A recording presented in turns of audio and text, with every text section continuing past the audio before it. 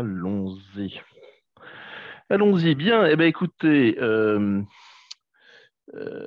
alors d'abord, bienvenue à tous. Permettez-moi de me réjouir de retrouver un certain nombre d'habitués du Club Gourmet, de me désoler que finalement nous devions sacrifier à ce format, comment dirais-je, distanciel, mais en même temps de me féliciter de ces retrouvailles et qui en préfigure d'autres, puisque comme on l'évoquait tout à l'heure, à partir du 30, tous les tabous de restrictions qui pèsent sur nos lieux favoris seront en principe levés, et donc le Club Gourmet pourra se livrer à des agapes en présentiel. Donc, nous avions, il y a quelque temps, à l'époque où les temps étaient encore un peu plus incertains qu'ils ne le sont aujourd'hui, nous avions imaginé de faire un événement pour parler plutôt que déguster, et d'où le thème de cette conférence, le goût, une bise en bouche, puisque nous n'avions quand même pas parlé d'un sujet qui s'éloignait de notre passion préférée. Le goût, une mise en bouche, pourquoi? Parce que nous avons l'idée, l'ambition et peut-être aussi l'envie de continuer à explorer ce thème qui est passionnant et central.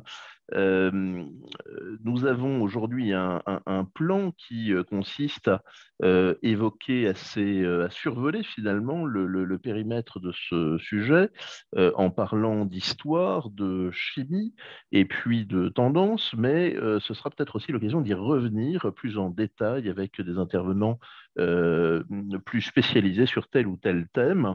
Il y a notamment toute la question de la chimie qui est passionnante et qui pourrait à elle seule de faire l'objet d'une conférence, d'autant plus que le mal du siècle, ou en tout cas de l'année dernière, se caractérise, vous le savez, par comme symptôme une anosmie qui altère évidemment ce qu'on appelle vulgairement le goût, mais surtout la capacité à ressentir les flaveurs. Et donc, j'aimerais beaucoup qu'on arrive à monter une conférence sur la rééducation du goût après les séquelles du Covid-19.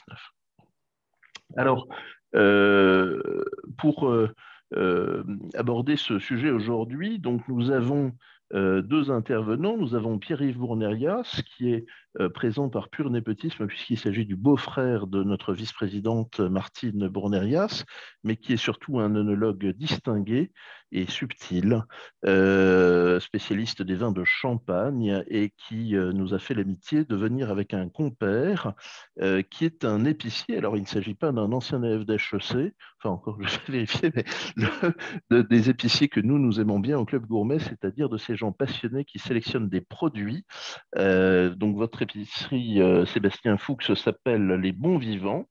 Euh, Elle existe depuis donc 2013 et ça n'est pas à proprement parler une épicerie fine qui serait une épicerie de luxe et prétentieuse, mais plutôt une épicerie choisie où vous sélectionnez vous-même et goûtez vous-même les produits que vous achalandez en rayon, avec la particularité d'avoir un rayon frais important. Et j'ai vu que vous aviez notamment des fromages et de la charcuterie qui vous rappelleront peut-être le fond d'écran que j'ai instauré tout à l'heure. Alors, chers amis, donc je vous propose de commencer un peu cette réflexion pour vous tendre la perche, si j'ose dire. Euh, la réflexion finalement qui présidait à cette idée de conférence, c'était la suivante, c'est que finalement, tout le monde et toutes les créatures animales et même végétales se sustentent. Ce qui fait la différence chez l'homme, c'est que finalement, l'acte de se nourrir est devenu un artefact, une élaboration, une recherche, un art. Et c'est un plaisir, c'est un art social. Et finalement, il y a une différence entre ces gens qui mangent 2 ou 3 fois par jour, parfois sans s'en rendre compte même, et ces gens qui ont fait de ces moments agréable, une finalité. Et ce qui nous intéresse, c'est finalement de regarder ce qui se met en place lorsque on passe de l'un à l'autre, de ce qui est un besoin naturel à ce qui devient véritablement un art. Et cette transformation, elle nous amène à réfléchir sur les trois thèmes que nous avons choisi d'aborder aujourd'hui. La question de l'histoire, depuis quand finalement élabore-t-on notre alimentation? La question de la chimie, finalement, c'est un acte évident de manger, mais c'est le résultat, le plaisir que l'on y trouve et le résultat de processus chimiques finalement extrêmement élaborés et qui sont restés pendant très longtemps mal connus. Et enfin, c'est également une affaire de mode. La mode, c'est ce qui se démode. Il y a une mode des viandes en sauce, il y a des modes flexitariennes, végétariennes, il y a la mode du bio, de l'alimentation responsable. Voilà voilà des différents aspects qui nous permettent d'appréhender cet artefact qu'est la gastronomie, qui nous est cher. Et donc, peut-être pour commencer sur la partie historique, je me permets, cher Pierre-Yves, de vous passer la parole. Merci beaucoup. J'ai fait quelques recherches avec Bon, Sébastien. il faut qu'on vous entende un peu mieux, Pierre-Yves, Ouais, pardon. ok. Alors, j'ai fait quelques recherches avec Sébastien et c'est vrai que euh, on est tombé sur un article très intéressant qui parle d'un ouvrage qui s'appelle Goûter le monde de Victor von Hoffmann et où est finalement repris un petit peu l'histoire du goût à travers, depuis le Moyen Âge. Alors tout à l'heure, on parlait de temps plus anciens, mais effectivement, l'homme, de toute façon, de tout temps, a eu besoin de se nourrir, ça c'est une évidence, mais il y a eu quand même des aléas assez importants par rapport à la culture du goût, parce que finalement, on se rend compte que le goût était en fait un sens qui était plutôt délaissé pendant de nombreuses années, parce que c'était un petit peu, comme le disait notamment Descartes, ça ramenait l'homme à son animalité. Et donc, effectivement, c'était pas forcément quelque chose qui était très bien vu par l'intelligentsia. Et pourtant, le goût est quelque chose d'absolument fondamental, mais à cette époque, les gens préféraient très nettement mettre en avant la vue ou l'ouïe, qui semblaient des sens intellectuellement plus valorisés. Voilà, donc ça, c'est quelque chose qui est relativement constant dans toute cette période-là. Il y a aussi, évidemment, il y a la religion qui est bien entendu, la religion chrétienne qui est bien entendu a mis son grain de sel dans l'histoire, puisque, en fait, il y avait l'histoire des sept péchés capitaux où on disait que euh, la gloutonnerie était quelque chose de mauvais. Voilà, donc. La gourmandise, sauf erreur de ma part, parce que je crois qu'il y a eu récemment, il y a quelques années, une tentative de lobbying et je crois que c'est Poilâne, l'un des héritiers de la famille Poilâne, qui se battait pour faire rebaptiser le péché capital de gourmandise en péché capital de gloutonnerie. Il n'a pas été entendu par la curie romaine. Oui, oui, oui, c'est vrai. Oui, oui, absolument. Mais c'est vrai que bon, la religion chrétienne a quand même, pendant très, très, très longtemps, fait passer le goût comme quelque chose de plutôt négatif. Et même avant, d'ailleurs, avant le christianisme, il y avait également Platon qui relevait que le goût était pas quelque chose à mettre en avant du tout. On trouve vraiment l'essor finalement du goût au sens positif du terme va arriver à partir du 16e, 18e siècle en fait. Et c'est vraiment à cette époque-là que le goût va reprendre ses lettres de noblesse. Alors, c'est vrai dans la société contemporaine, mais dans l'Antiquité, il y a finalement, avec dans l'Antiquité, alors notamment romaine qu'on connaît. Là, il y a eu cette découverte absolument merveilleuse d'un restaurant à Pompéi il y a un an ou deux qu'on a exhumé avec des fresques somptueuses. Je crois que j'ai fait un article dessus sur le blog du Club Gourmet. Il y a dans les civilisations plus anciennes, la civilisation chrétienne étant finalement assez récente, il y a des arrière-plans gastronomiques extrêmement développés et parfois difficiles à appréhender aujourd'hui parce que certains ingrédients ont disparu, etc. Mais il y a aussi, me semble-t-il, là encore une antériorité, puisque je crois qu'on a découvert il y a peu de temps des recherches en faisant des analyses sur des fonds d'amphore en Asie mineure. On a découvert finalement que les compositions des résidus qu'on trouvait au fond de ces amphores étaient probablement correspondaient à quelque chose qui évoquait assez sensiblement des recettes qui sont toujours finalement mises en œuvre aujourd'hui dans la culture populaire, dans la gastronomie populaire. Et ces recettes, finalement, sont des artefacts qui sont transmis de manière orale. Et c'est d'ailleurs l'une des difficultés, finalement, pour appréhender le goût et la gastronomie, c'est que finalement, pendant très longtemps, le goût a été un support jugé indigne de transmission écrite. Oui, oui, tout à fait.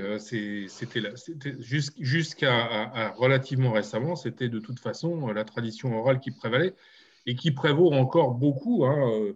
Il y a beaucoup de recettes qu'on se repasse comme ça sans vraiment les écrire. Ça, c'est encore des choses qui se font aujourd'hui et à peu près partout. Mais c'est vrai que le, toute cette histoire, finalement, elle est liée aussi euh, à la conservation des aliments, parce que euh, on est à l'époque, la conservation des aliments, elle se faisait par l'utilisation d'herbes aromatiques, de plantes diverses et variées ou de choses comme ça, qui permettaient aux aliments de ne pas se gâter. Et effectivement, on évitait des intoxications de cette manière-là, mais forcément, il y avait un impact considérable sur le goût de l'aliment, puisque de toute façon, il était de fait transformé. L'aliment pur à l'époque n'existait quasiment pas, ou alors il fallait le consommer immédiatement, mais si on voulait le transporter ou le conserver, il y avait forcément une intervention de l'homme, que ce soit par le biais de ces herbes aromatiques, de ces épices, ou de techniques qu'on a découvert au fur et à mesure, comme le séchage, le fumage, voilà, qui ont permis de conserver la viande. Je discutais il y a quelques années avec un vigneron du Valais qui fait tous ces produits dans les alpages.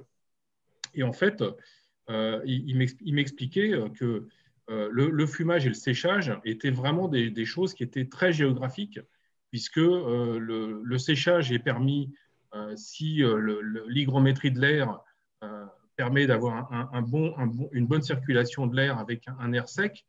euh, Dès qu'on arrive dans des conditions un petit peu plus humides, où les aliments s'abîment au contact de l'air, on était obligé de passer au fumage. Voilà, donc ça, c'est des choses comme ça qu'on retrouve aussi et qui forcément ont un impact sur le goût des aliments. Juste une petite parenthèse, puisqu'on parle de conservation des aliments, je ne sais pas si vous connaissez les poires tapées de Rivarennes, mais voilà, ça c'est pour moi une très belle histoire et qui illustre un petit peu le, comment le goût a pu évoluer, puisque à l'époque, la Loire était un vecteur de communication fondamental pour diffuser, pour commercer au niveau des aliments et autres. Euh, mais évidemment, dès qu'on commençait à transporter des fruits frais, par exemple, on se rendait compte que ils n'étaient pas sortis de l'embouchure du fleuve, qu'ils étaient déjà abîmés. Et donc, les gens de la région d'Azel-Rideau, donc Rivarennes est un village qui est juste à côté d'Azel-Rideau, ont trouvé une technique extraordinaire qui consistait à utiliser les fours à pain, une fois qu'ils avaient été débarrassés de leur usage primaire, le four à pain était chauffé à blanc, on en enlevait les cendres, on mettait les poires sur des clayettes et on les laissait dans le four. Elles commençaient à se dessécher et ils se sont rendus compte que pour que le fruit se conserve, il fallait en chasser l'air. Donc, ils aplatissaient la poire pour en chasser l'air au milieu. Et finalement, on arrivait à un fruit qui se conserve vraiment pendant des mois, voire des années. Voilà. Donc ça, c'est des petites histoires comme ça qui pour moi, font partie de l'histoire du goût.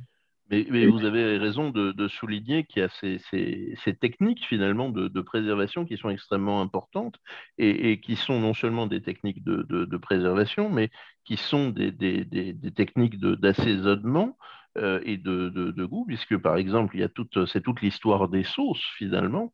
Les sauces qui étaient prévues pour le gibier étaient des sauces qui devaient masquer en partie le goût d'une viande qui était parfois soit très forte parce que c'était du gibier, soit qui était peut-être un peu faisandée, etc.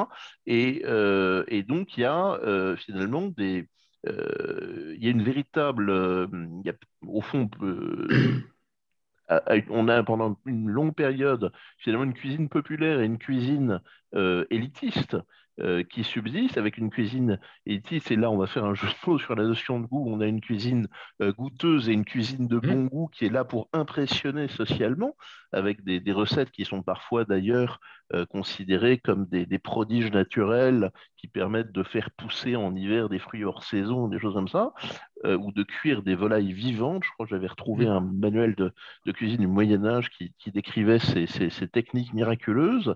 Et puis, finalement, tout ceci va être, au fond, bouleversé par la révolution industrielle qui va permettre d'abord aux aliments de circuler de plus en plus rapidement, et puis à la maîtrise du froid qui va permettre de préserver les aliments eux-mêmes, comme vous le disiez, et donc d'être dans une logique où on va pouvoir passer sur le produit. Et là, peut-être que... Oui, absolument.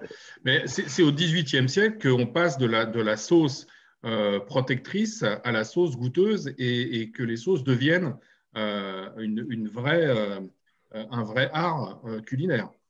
Absolument, oui, ça c'est vrai. Et finalement, avec mais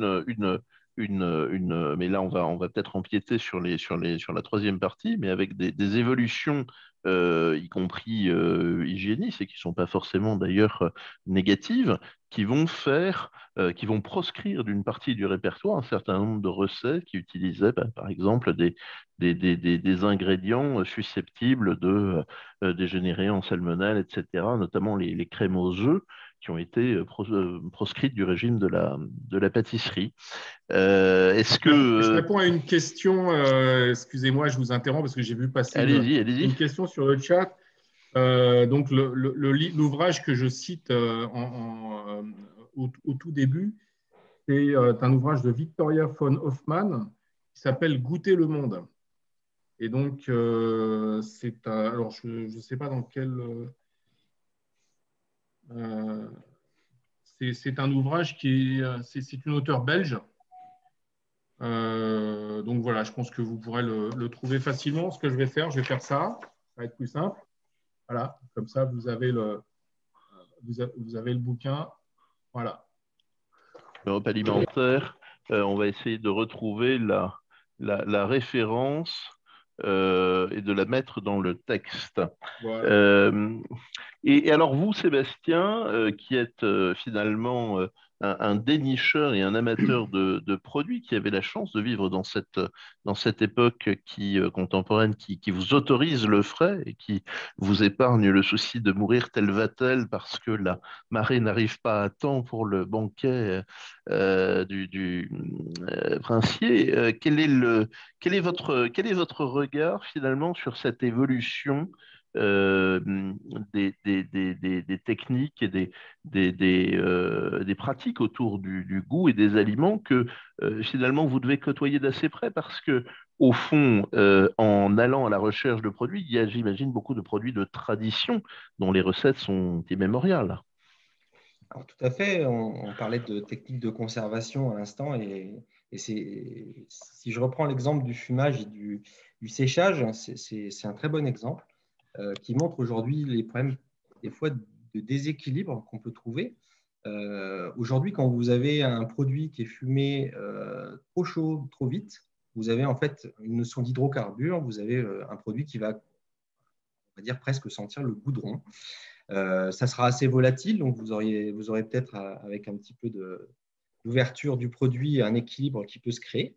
Mais en fait, les techniques, souvent, on a vraiment un historique des produits aujourd'hui, à la fois sur le sucre, le sel, le fumage, le salage, qui montrent encore des problèmes d'équilibre et des problèmes de méconnaissance. Aujourd'hui, on a des gens qui ne maîtrisent pas forcément bien le fumage, le salage, notamment. Donc, nous, tout notre rôle, c'est d'essayer de trouver des produits les plus équilibrés possibles, et puis aussi des produits qui arrivent à montrer le côté intrinsèque du produit. Je veux dire, un saumon fumé aujourd'hui, si vous n'avez qu'une notion d'hydrocarbure, il a beau être fondant, il a beau, entre guillemets, être intéressant en termes de goût, ce qu'on cherche dans un saumon fumé, ce n'est pas le goût de fumée. Très clairement, pour moi, un saumon fumé qui a un goût de fumée, il a un défaut de fumage. Je vais un peu loin, mais on en arrive quasiment là quand on a la chance de goûter régulièrement les produits.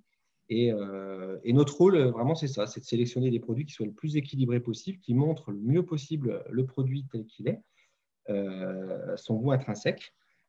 Après, effectivement, on en parlera plutôt dans la troisième partie. Il y a les modes de consommation qui font qu'un produit qui peut être… On a d'ailleurs, c'est assez intéressant, des produits aujourd'hui qui montrent même des arômes de fumée. On arrive dans des choses comme ça. Aujourd'hui, finalement, le fait d'avoir trop fumé, mal fumé, on arrive sur des aromatiques d'hydrocarbures qui plaisent à une partie de la clientèle et qu'on reproduit de façon artificielle éventuellement pour satisfaire la consommation. Je pense que voilà, aujourd'hui, notre rôle, c'est ça, c'est d'essayer de discerner les produits qui sont les plus équilibrés possibles et les plus représentatifs du produit en tant que tel. Pour compléter un petit peu la partie historique, c'est vrai qu'aujourd'hui, quand on prend avant le XVIIIe siècle, même encore avant le XVIe siècle, on avait quand même aussi des problèmes d'abondance de nourriture. Donc, c'est vrai que la partie goût était un petit peu étouffée par l'Église notamment. Il y a eu une libération vers le XVIe siècle et cette fameuse époque moderne du goût qui arrive vers le XVIIIe avec la création des sauces dont on a parlé, avec le beurre, avec la farine dans la sauce, où on essayait de mettre vraiment de l'art dans le goût et dans la cuisine, et tant mieux. Et aujourd'hui, on a encore effectivement des recettes un petit peu ancestrales qui nous sont rapportées. On pourrait parler de Brillat-Savarin, par exemple, si on évoquait le fromage. Alors, Brillat-Savarin, c'est quand même extrêmement moderne, peut-être parce que ça le demeure. Je profite de ce moment pour saluer l'arrivée de Patrice Van Acker, je ne sais pas s'il m'entend, mais qui est un de nos fidèles du Club Gourmet, qui a lui-même écrit deux sommes passionnantes sur la gastronomie française. Pour revenir sur ce que vous disiez, Sébastien, au fond, ce qui est intéressant, c'est qu'aujourd'hui, on se trouve technologiquement en capacité d'équilibrer finalement dans l'art culinaire, l'art et le produit, puisque la technologie nous donne les moyens à la fois de perfectionner l'un et de conserver l'autre. Et la question que je voulais vous poser, c'est que nous vivons finalement aujourd'hui dans une civilisation où l'écrit est abondant, pléthorique. On est passé finalement du parchemin à marmiton.org. Est-ce que finalement, vous ne pensez pas que finalement la trajectoire suivie par l'art culinaire aujourd'hui doit beaucoup à cette capacité de pouvoir transmettre par écrit ce qui finalement était réservé à une élite des recettes, y compris des recettes populaires. Et non seulement par l'écrit d'ailleurs, mais par la vidéo, puisque on parle de l'écrit, mais moi, pour avoir travaillé sur des livres de recettes, les livres de recettes étaient des ouvrages qui étaient finalement pendant très longtemps assez sommaires. Aujourd'hui, on a la possibilité de transmettre des vidéos qui permettent de voir comment reproduire des gestes et d'interagir parfois même avec le pédagogue qui fait les vidéos. Alors, tout à fait. C'est vrai qu'aujourd'hui, on est dans l'ère numérique, hein. On a cette chance de pouvoir, disons, visionner des techniques de près et peut-être de vulgariser un petit peu le côté ancestral de la cuisine. Vous prenez un manuel de cuisine, même dans une école hôtelière d'il y a 15-20 ans, vous voyez très bien que ce n'est pas lisible pour quelqu'un de néophyte. Alors qu'aujourd'hui, avec ces techniques de vidéo, on arrive aujourd'hui effectivement à beaucoup mieux montrer. Mais je dirais qu'à l'inverse, on a aussi, je pense, une tendance à moins de cuisine. Je suis désolé, mais il y a voilà, aujourd'hui une clientèle qui cuisine de moins en moins, qui est de moins en moins d'ailleurs enclin à le faire. À l'inverse, on a des produits qui sont de plus en plus qualitatifs. Et finalement, mettre un beau produit en avant sans forcément le retravailler, voilà, on a cette montée de la gamme de produits et de la qualité des produits avec, je pense, une descente. Alors, c'est un peu un schéma croisé puisque vous avez à la fois donc, la partie populaire qui cuisine de moins en moins, qui a de moins en moins de capacité, même si les outils sont formidables aujourd'hui par rapport à ce qu'on a connu. Et en même temps, c'est la partie élitiste, je dirais, les chefs étoilés notamment, mais pas que, hein, parce qu'il n'y a pas nécessairement besoin d'avoir de reconnaissance pour être très bon, qui sont de plus en plus forts, de plus en plus pointus, avec des techniques d'ailleurs de plus en plus spécifiques, qui sont de moins en moins reproductibles. Et c'est ce qui fait le côté intéressant d'un gastronome. C'est-à-dire que d'un côté, on va avoir le très beau produit un peu brut qui va provoquer beaucoup d'émotions. Et de l'autre côté, une cuisine des fois plus technique, c'est vrai, mais avec des émotions qu'on aura plus peut-être de mal à reproduire que les recettes ancestrales où ben, là, on travaillait avec des beaux produits, on mettait du beurre, on mettait… aujourd'hui, on essaie aussi de trouver une cuisine plus équilibrée au niveau… voilà, on est plus dans les c'est ça. Alors, vous me fournissez l'occasion de faire une transition finalement sur ce deuxième thème que nous souhaitions étudier, qui est celui un peu de la chimie du goût. Alors, j'ai bien noté, Pierre-Yves, que vous m'avez demandé de ne pas trop nous étendre sur ce sujet parce que j'imagine que vous ne voulez pas assommer nos auditeurs de termes techniques et précis. Mais finalement, d'abord, c'est une des raisons pour lesquelles je pensais que c'était une excellente idée de vous avoir parmi nous. Pourquoi? Au fond, l'acte de manger est un acte extrêmement machinal. On s'habitue à tout. Il y a malheureusement un certain nombre d'exemples tragiques pour le montrer. Et puis, on s'habitue à tout, mais, non, mais à un point insoupçonné. C'est-à-dire que dans certains pays qui sortent de configurations politiques et économiques compliquées, je pense aux pays de l'Est, je pense à l'Égypte par exemple, on a des pays qui ont vécu pendant plusieurs dizaines d'années sur des rations ou on va dire des approvisionnements extrêmement limités, et il y a des gastronomies des plats traditionnels qui se sont créés à partir de ces époques, qui sont des époques récentes d'après-guerre, sur la base au fond des produits qui étaient disponibles. C'est le cas également dans certaines cuisines insulaires, etc., où on va, quand on sort de la richesse et de la variété de poissons, on va tomber finalement sur la disponibilité des choses. Et finalement, aujourd'hui, où nous vivons, en tout cas ici, dans une période d'abondance, de technologie, etc., nous avons la capacité d'aller comprendre et d'analyser ce que c'est que le goût. Et c'est pour ça que je voulais avoir un oenologue dans cette conférence, parce que finalement, le fait de manger, qui est quelque chose de machinal, est devenu, et me semble-t-il, notamment avec l'apport des œnologues, qui finalement, parce que le pinard, alors vous allez me taper dessus, heureusement qu'on est en distanciel, mais le pinard, c'est toujours du pinard. Donc pour distinguer un pinard d'un autre, il faut construire un vocabulaire qui permet de saisir la palette des nuances et de distinguer un jus de raisin d'un autre jus de raisin. Et il y a quand même, Dieu sait, d'innombrables nuances sur cette palette qui font qu'on va des choses les plus abominables à des plaisirs exquis. Et du coup, je voulais que vous nous parliez un peu finalement de cette chimie du goût, parce que au fond, aujourd'hui, on a pris conscience de comment ça fonctionnait. Alors, avant de vous parler de la chimie du goût, je vais juste rebondir sur ce que vous étiez en train de dire juste avant, parce qu'il y a quelque chose sur lequel, et on y reviendra après, parce que ça me paraît absolument essentiel, sur justement le fait de partager un repas, se nourrir et juste avaler quelque chose d'alimentaire. Parce que pour avoir voyagé pendant des dizaines d'années dans certains pays anglo-saxons, je me suis rendu compte que nous, les Français, on avait cette image de gens qui s'arrêtaient, où tout s'arrêtait à midi 15 pour aller déjeuner et ou l'après-midi reprenait après. Et combien de fois on me l'a balancé, cette image. Et j'ai dit, mais ouais, mais les gars, moi, avaler un sandwich dans la bagnole en me mettant des miettes sur les genoux pendant midi, ce n'est pas exactement mon image du lunch. Donc voilà. Et donc ça, c'était vraiment, il y avait ce côté temporel et culturel par rapport au rythme de travail qui, pour moi, aujourd'hui, a aussi énormément d'influence sur notre façon d'aborder le goût et sur un certain nombre de pratiques qui jalonnent notre quotidien, finalement.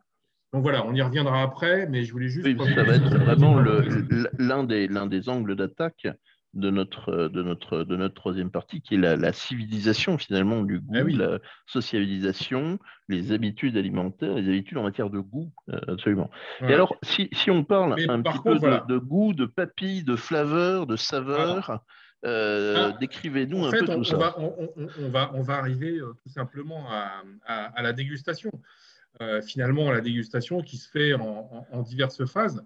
Et le goût n'est pas le premier des sens. Et c'est vrai que c'est peut-être aussi un peu pour ça que ça a toujours été un peu le parent pauvre.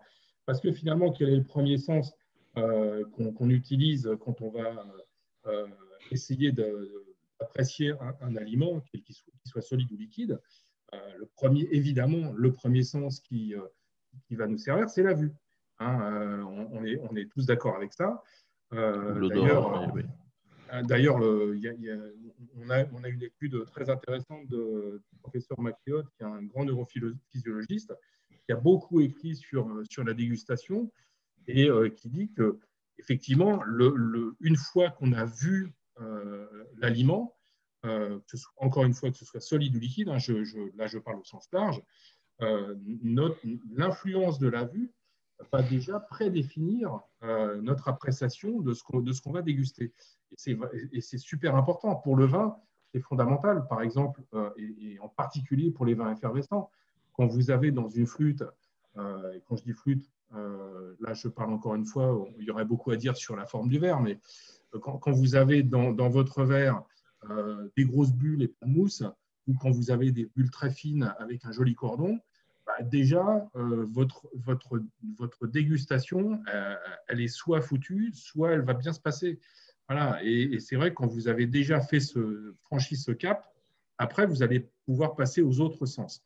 Après, le deuxième sens qui va être mis en œuvre, ça va être l'odorat, la plupart du temps, puisque l'odorat, après la vue, c'est notre deuxième barrière finalement, parce que là aussi, si on revient un petit peu en arrière par rapport à l'histoire, nos sens, que ce soit la vue, l'odorat ou le goût, étaient aussi nos barrières pour nous protéger des aliments toxiques et éviter de mourir de ce qu'on allait manger. Donc, ça, c'est la base.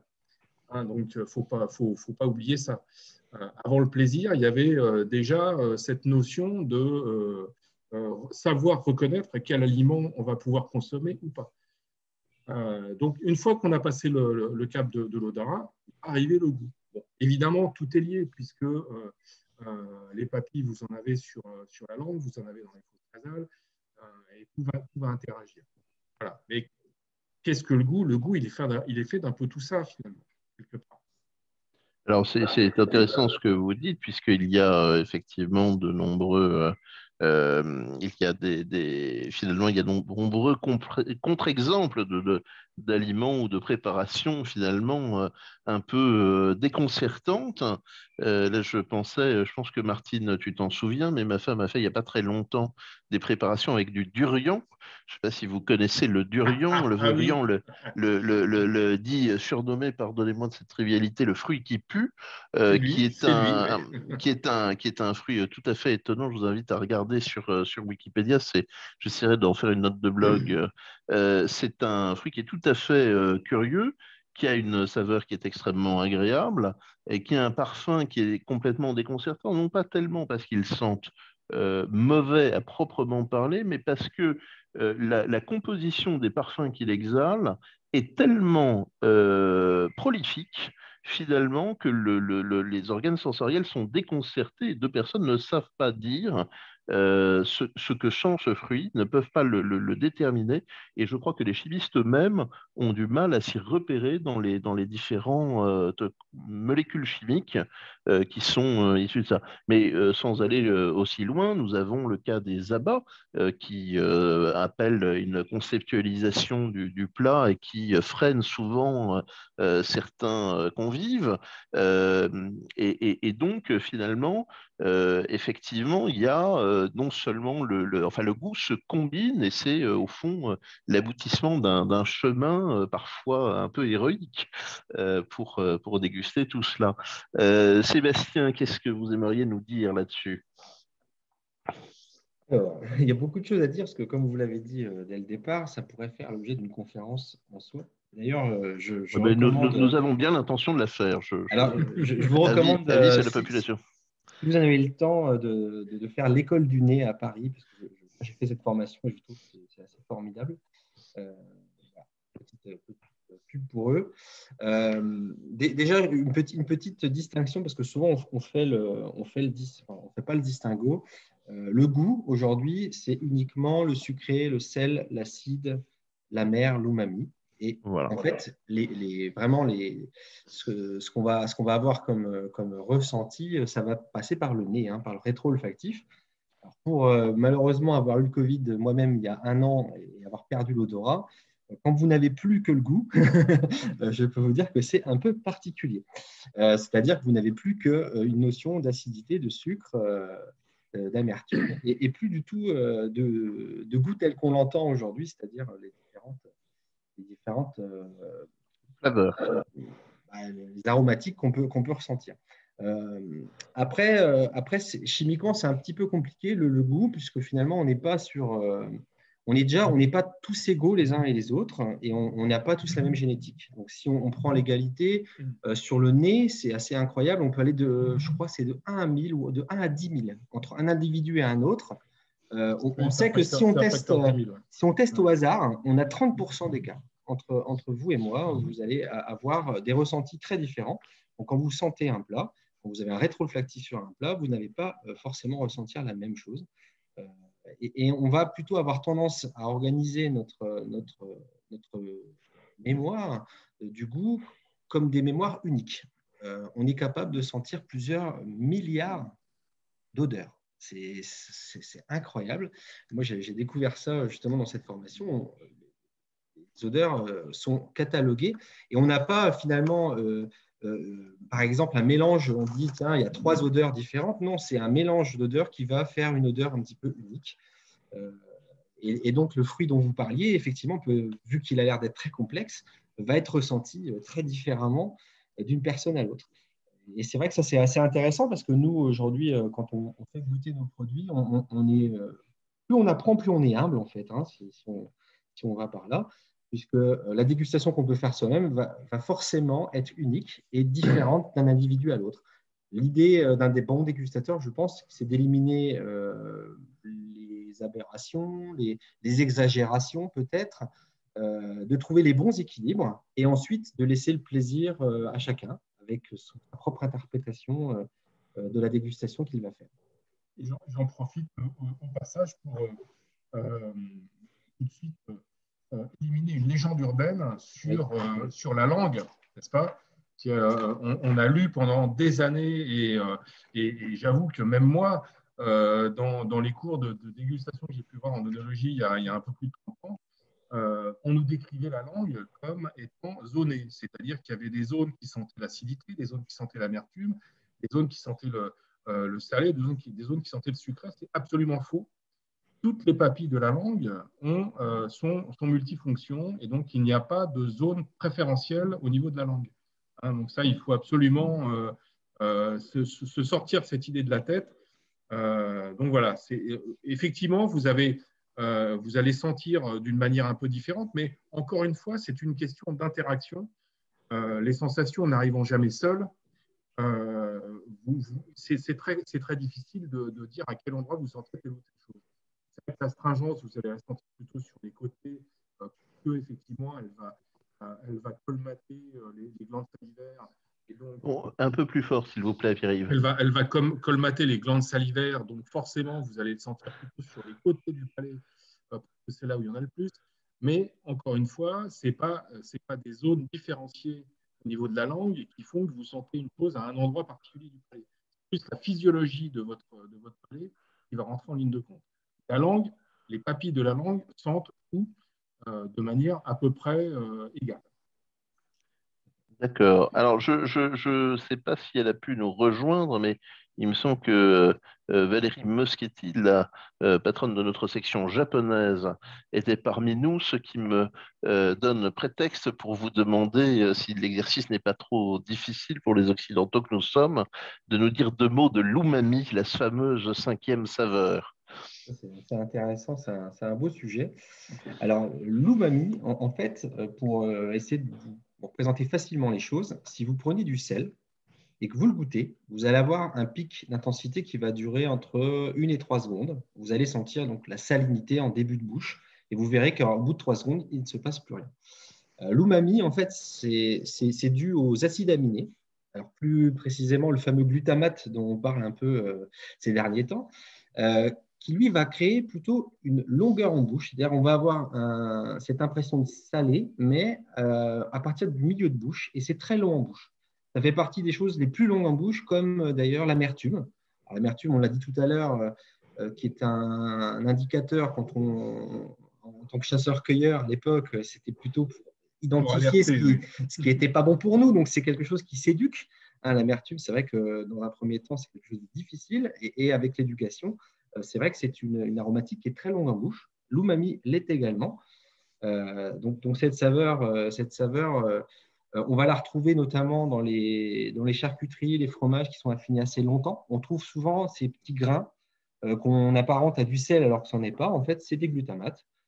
Et c'est donc ces notions de salinité longue en bouche qui vont également se retrouver dans certaines sauces de poisson. Et dans la culture japonaise, c'est vrai qu'on retrouve plus facilement. C'est la saveur délicieuse. Voilà. Et on arrive à le retrouver même sur des vins ou des champagnes. Mm. Alors effectivement, c'est une saveur qui a disparu en Occident, mais qui a existé, puisque notamment le fameux garum, l'assaisonnement préféré des Romains, euh, participait donc de l'umami, et c'est effectivement enfin en soi, ça mériterait là aussi sans doute une belle conférence, puisque le garum est un ingrédient qui a disparu d'Occident, alors qu'il était probablement aussi répandu que l'est peut-être le ketchup aujourd'hui ou le Nuoc Mam au Vietnam, le Nuoc Mam dont il est assez proche sans qu'on sache vraiment d'ailleurs s'il en est techniquement parent, historiquement en tout cas. Alors, puisque finalement, bon, c'est un peu la difficulté de parler de goût, mais vraiment, je vous remercie de rentrer dans ces niveaux de détail qui sont tout à fait passionnants et qui, en tout cas, moi, apprennent des choses.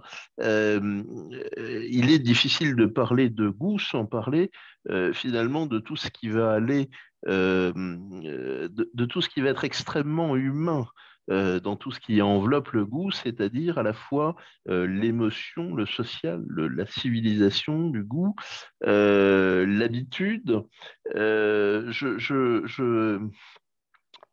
Finalement, pour évoquer cet aspect des choses qui va nous amener finalement aux nouvelles tendances de l'alimentation, je voulais partager avec vous une anecdote. Il y a quelques années, j'ai travaillé en en Biélorussie chez un marchand de minéral qui avait un certain nombre de boissons donc, qu'il mettait sur le marché.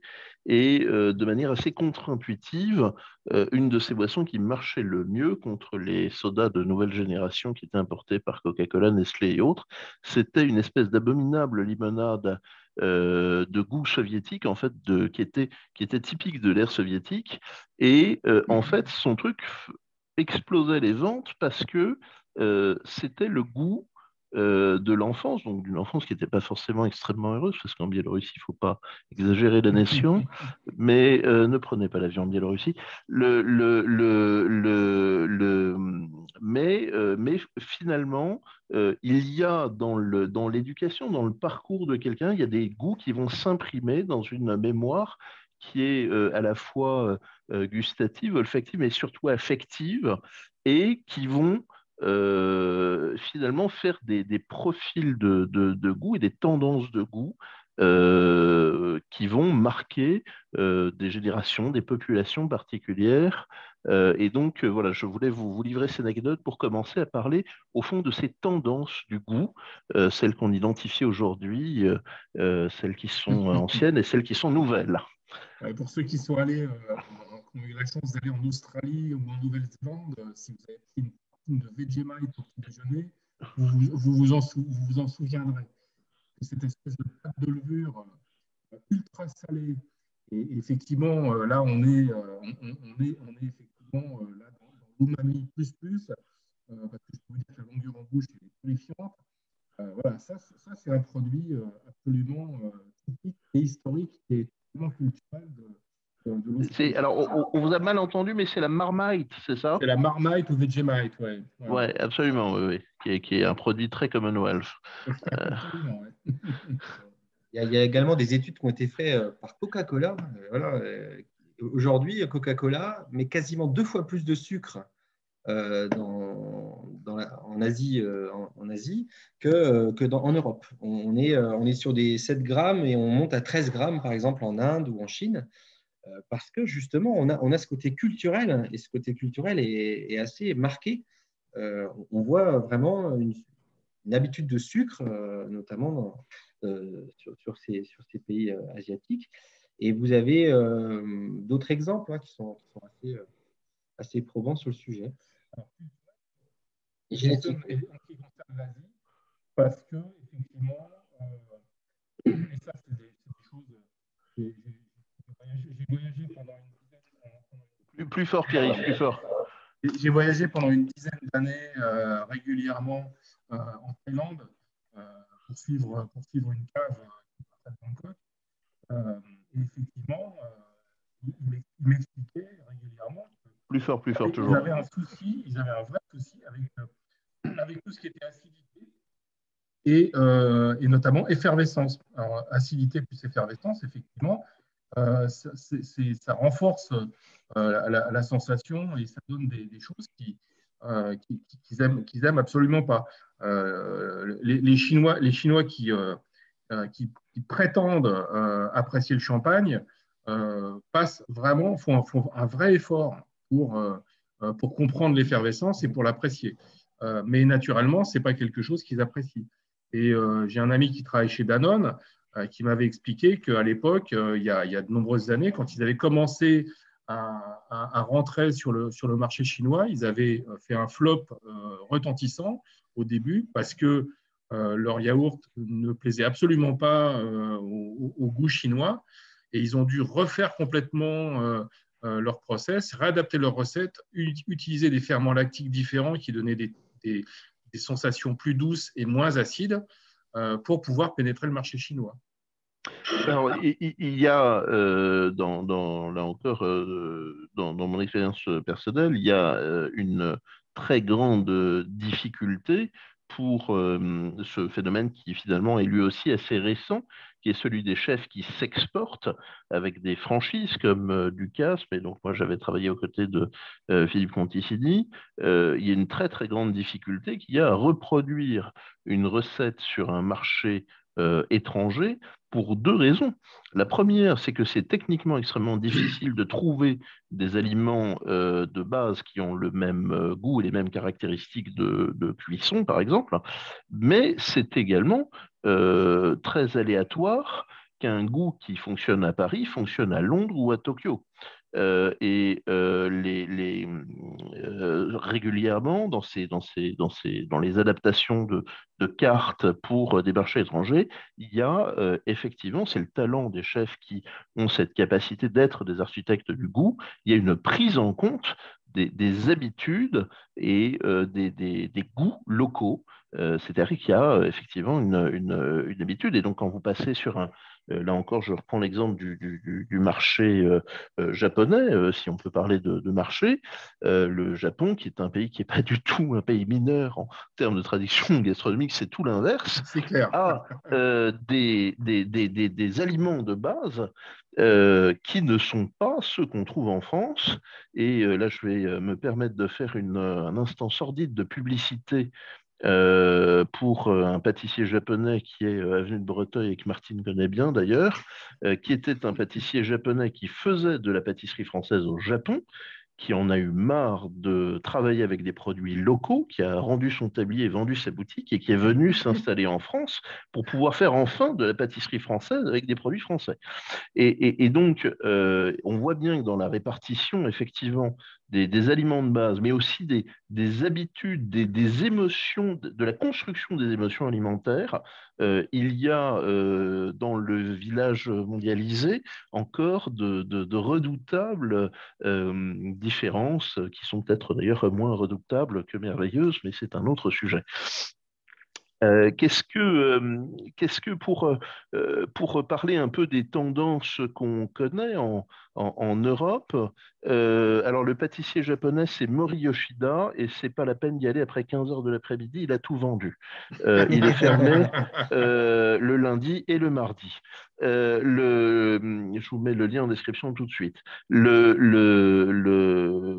Qu'est-ce que comment regardez-vous les différentes tendances de la gastronomie euh, contemporaine, puisqu'il y a eu finalement beaucoup de choses extrêmement bouleversantes ces dernières années. Il y a eu la cuisine moléculaire qui a quand même introduit un niveau de compréhension des produits de la chimie alimentaire qui avait été rarement atteint. Il y a l'industrie alimentaire qui, même si elle est souvent décriée, a quand même des capacités de R&D qui sont tout à fait spectaculaires. Il y a aussi tout simplement l'évolution. Alors il y a d'abord l'évolution, on parlait de l'évolution des normes d'hygiène, mais il y a l'évolution des technologies. Par exemple, là, maintenant, en pâtisserie, des batteurs qui permettent de foisonner les crèmes et d'éviter d'y incorporer de la farine. On parlait des farines dans les sauces. On remplace aujourd'hui par des microbilidaires, ce qui est évidemment différent d'un point de vue du bilan calorique. Qu'est-ce que vous pouvez nous dire de ces tendances? Alors, j'allais dire d'un point de vue technologique, et puis au-delà de ça, à un niveau sociétal, puisque finalement, ce qui est passionnant, c'est qu'en fait, on est en train de basculer du technologique dans le sociétal sur la gastronomie. Alors moi, je vais juste dire un petit mot parce que on parlait vous avez cité la cuisine moléculaire et Hervé Pisse était un ami de mon papa, donc voilà, Oui, c'est notamment à lui que je pensais. Je ne l'ai pas voilà, cité, et je vous en demande effectivement, pardon. c'est lui qui a quand même défriché ce Oui, terrain de jeu extraordinaire. Et j'ai assisté plusieurs fois à des conférences voilà, c'était juste merveilleux de voir ce qu'il a pu, ce qu'il pouvait nous présenter. Moi, à chaque fois, je sortais de là émerveillé et je pense il a vraiment amené quelque chose de totalement nouveau, un angle totalement novateur à la cuisine et à la gastronomie. Et c'est vrai que euh, on en revient à la chimie finalement, on en parlait tout à l'heure, mais c'est vrai que la chimie permet quand même une compréhension de tous ces mécanismes qu'on utilise finalement en cuisine de manière finalement un peu empirique, mais la chimie nous permet de les comprendre. Ça c'est clair. Et là, je vais, parce qu'on parle plutôt aliments, avant de revenir au vin, je vais laisser la parole à Sébastien. Donc sur le côté alimentaire et les tendances. Donc moi, je vais défricher un petit peu vite fait le côté industriel. L'industrie, malheureusement, a aussi utilisé la chimie. Et notamment, on parlait du fameux glutamate. Le glutamate qui est un exhausteur de goût, mais aussi qui crée une accoutumance, hein, clairement. Aujourd'hui, si vous Qui est prenez… violemment cancérigène, Voilà, le glutamate de quand il sodium. est mal produit et surtout de façon industrielle pour le coup, effectivement, ça peut être nocif, voire très nocif. Euh, Aujourd'hui, on retrouve surtout du sucre, du sucre, du sucre. Si vous regardez, quelle que soit la composition d'un produit industriel, salé, hein, on est d'accord. Je ne parle évidemment pas des produits sucrés, des produits salés. On rajoute du sucre. Le sucre a plein d'avantages. Ça conserve l'aliment, ça va lui donner du goût, ça va créer de l'appétence, souvent au détriment, encore une fois, du goût intrinsèque dont je parlais tout à l'heure. Voilà. Donc aujourd'hui, la réponse industrielle, elle s'est tournée vers le bio. On va parler quand même 2 minutes du bio. Malheureusement, le bioalimentaire aujourd'hui, c'est du bio industriel. Donc l'idée de base, elle était plutôt bonne, hein. C'était de dire, voilà, on va essayer de faire les choses mieux, on va mettre moins d'intrants. Bon, déjà, c'était pas zéro, hein, c'était 5% de tolérance, ce qui est déjà incroyable, mais peu importe. On va donc essayer de faire les choses mieux. Et puis aujourd'hui, on se rend compte que malheureusement, ce n'est pas une réponse, puisque les mêmes mécaniques ont été utilisées en essayant toujours d'utiliser les petites failles. Là, aujourd'hui, on est presque dans des débats de juristes, hein. C'est assez étonnant pour de l'alimentaire, mais on en est là. Bon, pour autant, ça ne veut pas dire que le bio, c'est bien ou c'est pas bien. Le fait de travailler plus naturellement, dans un sens, moi, je suis pour, bien entendu. Voilà, simplement, il faut savoir discerner aujourd'hui. Et aujourd'hui, le label n'est malheureusement pas suffisant. D'ailleurs, beaucoup de produits ne sont pas labellisés, alors pour des raisons des fois économiques, mais aussi des fois pour des raisons logiques. Alors, on pourra parler du vin par la suite, parce que c'est un domaine qui est aussi très intéressant là-dessus. Mais sur la partie alimentaire, il faut savoir, moi, par exemple, je travaille avec des petits chèvriers, hein, voilà, qui ont 70 chèvres. Quel intérêt pour eux de payer 2 000 € par an pour avoir une certification? Aucune. Je veux dire, c'est clairement pas le problème. Le produit est exceptionnel, donc il se vend.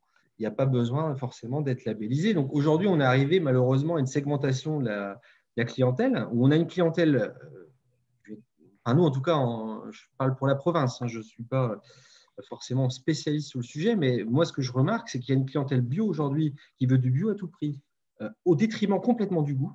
Hein, on veut du bio, voilà. Que ça soit du goût, pas du goût, c'est pas grave, mais si c'est bio, c'est bien.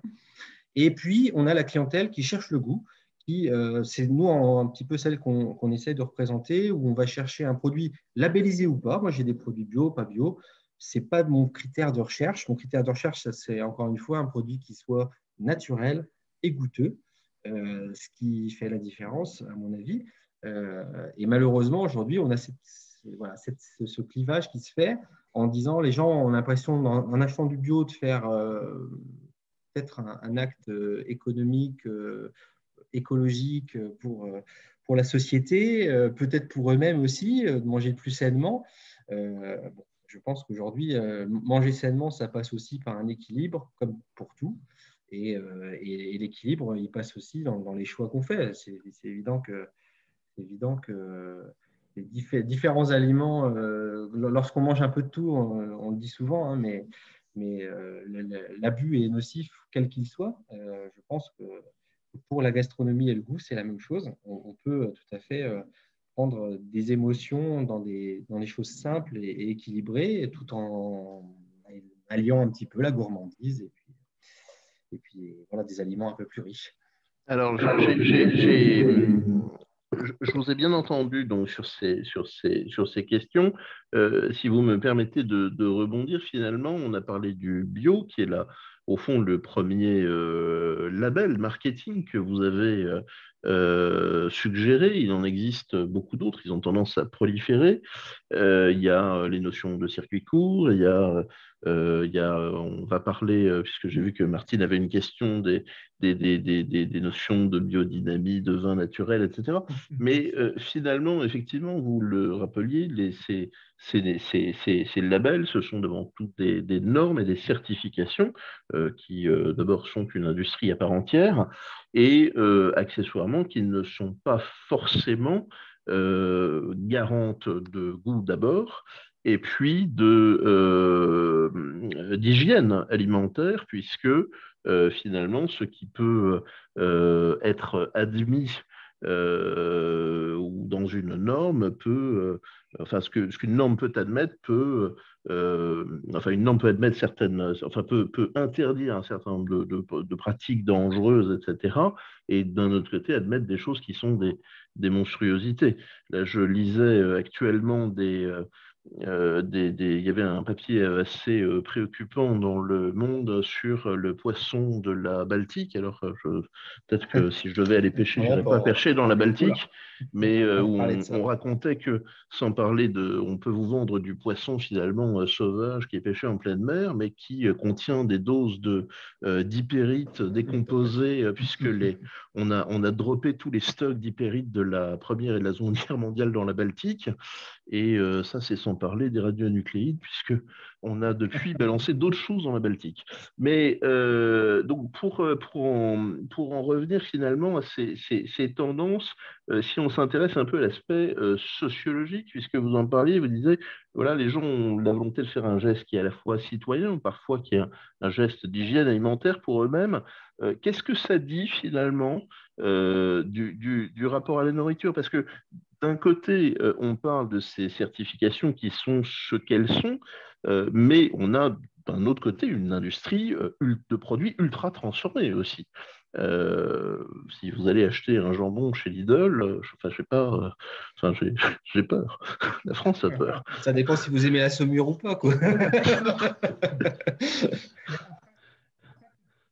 Ah, pardon, Pierre-Yves, on t'entend pas. Attrape-le, empare-toi Oui. de l'écran. Alors, est-ce qu'on recherche à se rassurer quand on achète quelque chose qu'on va consommer, ou est-ce qu'on a envie d'être surpris? Bah, c'est Pour moi, exactement la question que j'ai envie de vous poser. voilà, c'est ça la question. C'est ça le sujet. Pour moi, la vraie question, elle est là. Parce que finalement, prenons l'exemple du café, par exemple. Si vous êtes amateur de café et que vous avez envie de voyager un petit peu dans cet univers qui est aussi complexe que l'univers du thé ou l'univers du vin, si vous prenez un abonnement chez Nespresso, forcément, vous n'allez pas exactement avoir la même expérience. Parce que de la première à la dernière capsule, vous allez avoir le même truc. Voilà, et ça ne va pas ressembler à ce que vous recherchez. Donc, effectivement, il y a pour moi c'est une vraie démarche, hein, cette recherche de singularité, cette recherche d'identité. Pour moi, c'est la vraie quête du goût, elle est là. Et alors, puisqu'on parle de quête du goût et de singularité, est-ce qu'il n'y a pas, là, si je crois que, je ne sais pas si on le voit, mais sur la photo, non, elle est de ce côté-ci, là, de fond d'écran que j'ai mis, qui est une photo donc, de graphiste que j'ai pris dans une banque d'images, il y a une bouteille de vin qui est siglée de manière neutre, et il y a juste marqué Cabernet Sauvignon, il y a marqué Red et Cabernet Sauvignon. Puisqu'on a la chance d'avoir un éminent œnologue, il y a eu, sauf erreur de ma part, des standardisations de goût pour certains marchés. Alors, est-ce que vous pouvez nous parler de ça? Alors, c'est un sujet qui est extrêmement vaste. On va essayer de, euh, de ne pas aborder tous les angles parce que sinon on va se perdre. Mais absolument. Le problème, il vient en fait de la mondialisation des marchés du vin.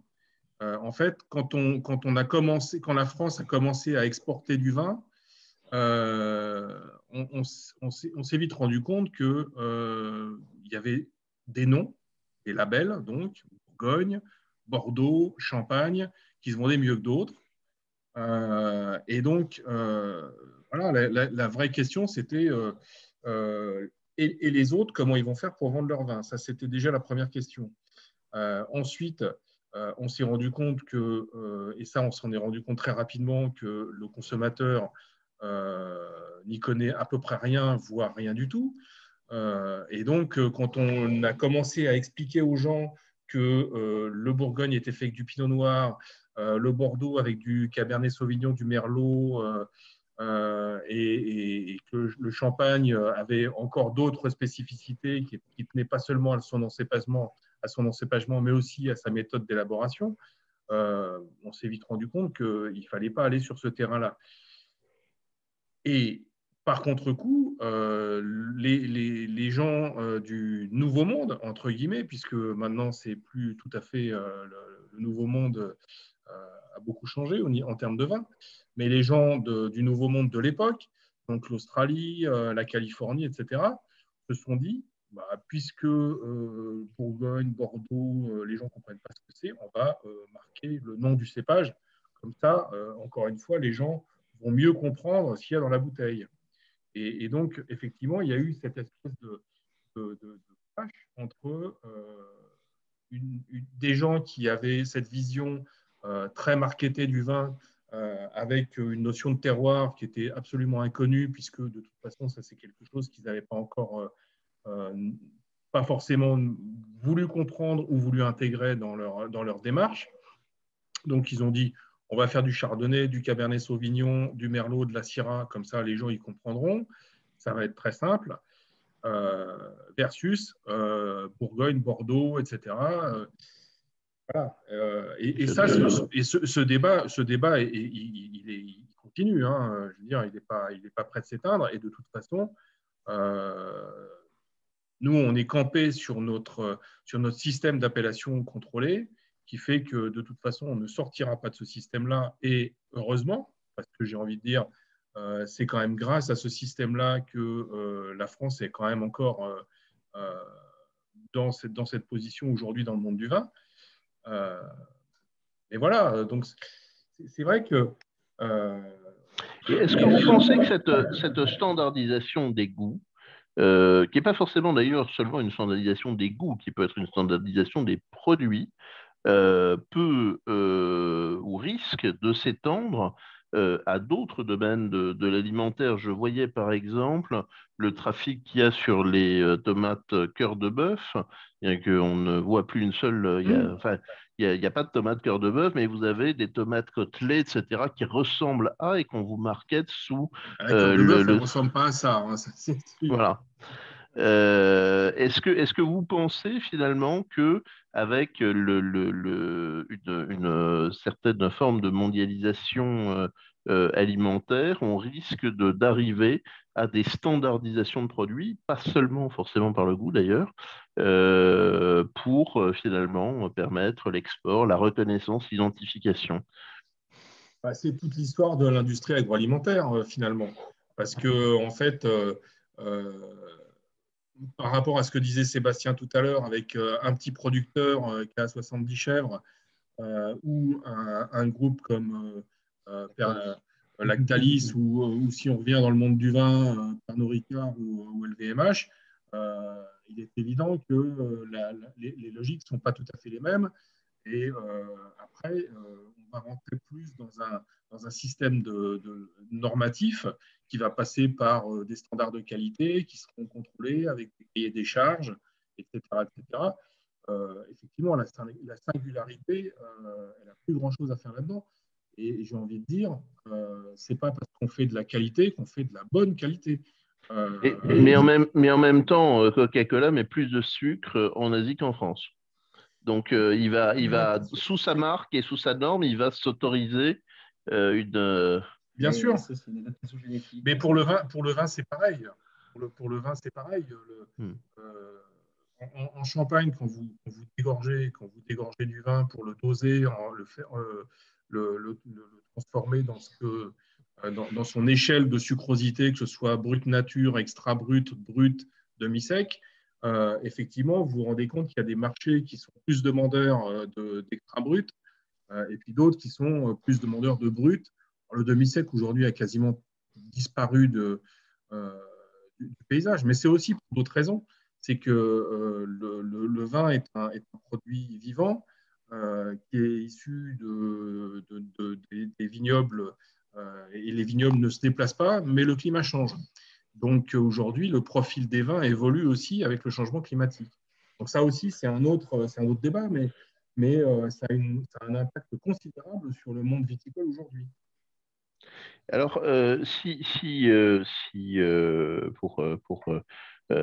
finalement rassembler ce tour d'horizon et avant de donner donner des réponses peut-être à quelques questions qui ont été posées, finalement, euh,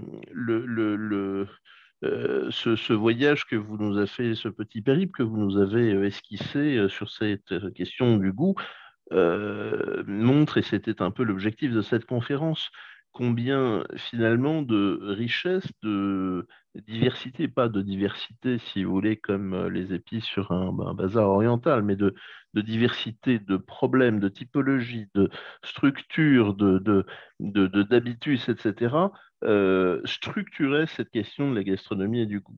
Euh, J'espère que nous aurons dans le fil de cette première réunion la possibilité d'abord d'en faire d'autres pour attaquer de manière plus précise certaines des thématiques que nous avons abordées, mais je voulais vous remercier de nous avoir donné d'abord un panorama aussi complet.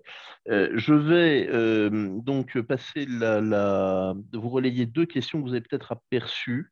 Une question sur une technique qui est la cuisson sous vide, c'est Nicolas Brown qui nous l'a posée. Nicolas Brown, qui est un très grand amateur de vin de Bordeaux. La cuisson sous vide. Qu'est-ce que, euh, qu'est-ce que change la cuisson sous vide? Qu'est-ce qu'apporte la cuisson sous vide? Est-ce que ça change le goût du morceau qui est cuit? Alors, la cuisson sous vide, en fait, va permettre de faire une sorte de cuisson basse température, parce qu'on va recréer en fait dans la poche de vide une sorte de cuisson vapeur. Hein. Donc, ça va permettre effectivement d'avoir une cuisson douce. Donc, on sait aujourd'hui, moi je trouve ça assez intéressant pour avoir discuté avec des chefs français qui ont été en Thaïlande notamment et un peu partout, que le légume en France est souvent très cuit. Aujourd'hui, il y a des chefs qui travaillent avec des légumes qui vont être al dente quasiment, hein, avec une cuisson rapide. Pour le coup, ils utilisent plutôt des wok pour faire des cuissons qui vont garder à la fois la saveur, les couleurs, les textures de légumes. Et je pense que l'idée de cette cuisson, c'est ça, c'est d'essayer de transformer moins le produit, de garder donc à la fois sa couleur, sa saveur et sa texture, parce que quand on travaille sur des cuissons plus longues, je pense aux haricots verts, mais on pourrait en parler de plein d'autres légumes, on va transformer toutes ces choses-là, que ce soit évidemment le goût, mais aussi la texture, la couleur. L'idée de la cuisson basse température, alors, c'est un peu dans la même mouvance, hein, les cuissons euh, sous vide. Donc sous vide, ça permet en fait alors, je suis pas technicien pur, mais ça permet de baisser la pression et donc de baisser la température d'ébullition et donc de cuire moins chaud, quoi, tout simplement. Ça va être dans cet esprit-là. Donc aujourd'hui, c'est une mode. On le voit d'ailleurs sur le. Je ne sais pas si vous avez pu faire l'expérience de goûter un foie gras basse température par rapport à un foie gras, on va dire cuit à l'ancienne. C'est deux produits très intéressants, mais qui vont avoir un résultat complètement différent en termes de goût, de texture.